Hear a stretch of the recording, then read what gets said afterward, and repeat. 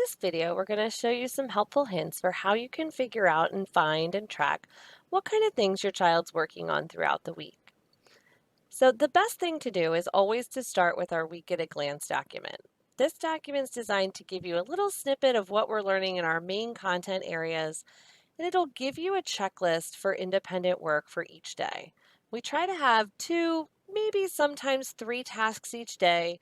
Most of these activities are going to take about five, maybe a maximum of 10 minutes at a time. They should never really take more than that. The kids do have a 20-minute block for independent work during the day. A lot of times these activities are started in whole group or done in small groups. Sometimes they just may need to take a few extra minutes of that independent work time to finish them up. Students do also have time in the afternoon where it's designed for independent work or screen break time. So that time can also be used for that. You'll notice we are also, now that we're starting to use our student workbooks, we're trying to find a balance between hands-on activities and digital so that we're not having them always sit on the screen. We're trying to really leave that after special time though for either them to have a break, or sometimes their special areas will have something that maybe they need to do as just a follow-up quick little check-in or an exit ticket for their activity. In addition to independent work, you'll also see that this document outlines materials. This is great, especially if you're working from home or your child's doing remote learning somewhere else or someone else is helping them. This way you can kind of very easily at a glance say, okay, what materials do they need to have today? Put them in a pile next to their workspace or have the child set them up in the morning before school, and then they're ready to go for the day or for the week. As you've noticed in our week at a glance, because we're all still learning how to navigate Schoology, we do try to indicate where those activities are located in Schoology.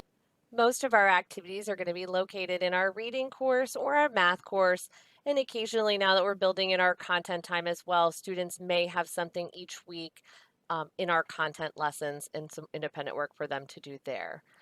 So when you go into either reading or math, when you go into those courses, you'll notice both of them have an independent work folder. So students will come in, their routine will be to click on the independent work folder, and they'll see must-do activities and a choice board for anything if they have extra time and they need some activities to kind of engage them independently. This is set up to kind of model what we would be doing during a normal school day when kids would have their independent must-do activity they're working on their own. And then they have their centers in the classroom where they can go to practice different skills and work on different things in the classroom. So this is kind of our digital version of that. Students' must-do activities are all contained in the folder, and you'll notice that you'll see the activities show up throughout the week. We try not to put them all there first thing on a Monday because sometimes these do connect to our lessons throughout the week, but we will unlock them so that by the day that you get to them on the calendar, those activities will be there and available for you to use. If your activities are not in Schoology, it is possible there may also be, activities provided in other platforms such as Wixie. Wixie and some of our other digital tools can be accessed from the BCPS1 main page by going to what the students refer to as the toolbox, also known as instructional and productivity tools. And in there, they'll be able to easily access their Wixie activity, and any Wixie assignments that they have assigned to them for the week will pop up either directly on their screen or when they click the Assignments tab. If you ever have any questions about independent work, what kind of things your child needs to work on, are they missing things, have they completed things, please don't hesitate to reach out.